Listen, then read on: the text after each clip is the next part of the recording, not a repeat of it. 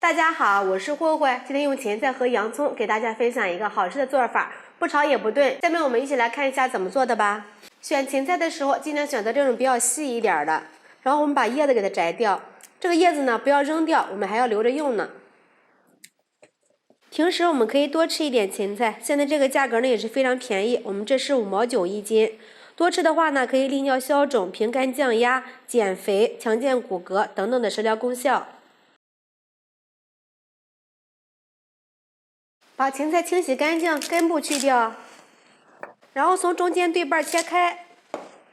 锅中提前把水烧开，放入1勺食用盐，再来2滴食用油，把芹菜放入锅里焯一下水，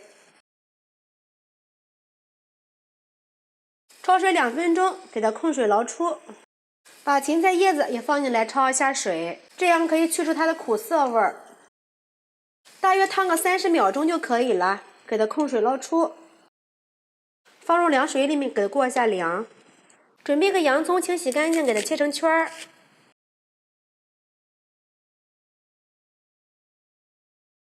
给它分开。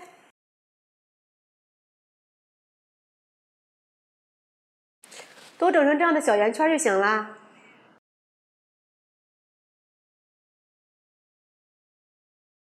把芹菜杆粗的这种呢，再给它对半切开。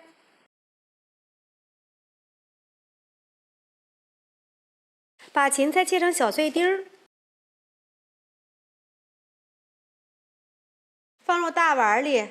把芹菜叶子给它攥干水分，也切碎，和芹菜放在一起。再把剩下的洋葱给它切一下，给它切得碎一点儿。准备2根火腿肠，切成小丁儿。不喜欢吃的呢，可以不用放。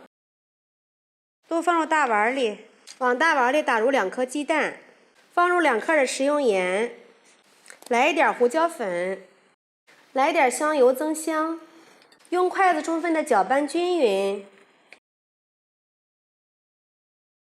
放入2勺面粉，这里面粉的量呢不要特别多，能起到一个粘合的作用就行。最后搅拌成这种拉丝的面糊状就行了。平底锅提前预热，刷上1层薄油，把洋葱圈放入里面，把菜糊舀到洋葱圈里面，给它铺平。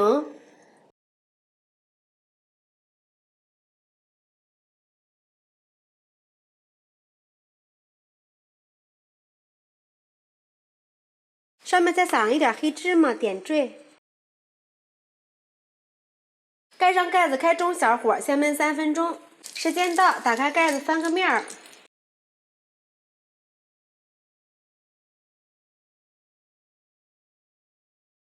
盖上盖子，再烙3分钟。时间到，打开盖子，我们再给它翻个面儿，看一下，现在已经定型了。我们为了防止里面呢还有不熟的，我们再盖上盖子，再烙2分钟，再给它翻个面儿。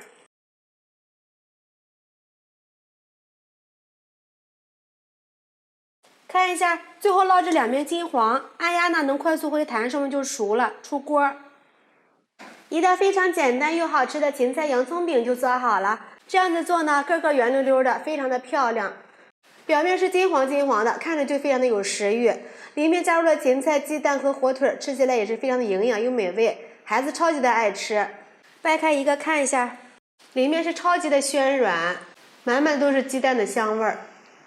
喜欢这个做法的朋友们一定要试一下哟！喜欢慧慧的视频，记得点击关注、转发，拜拜。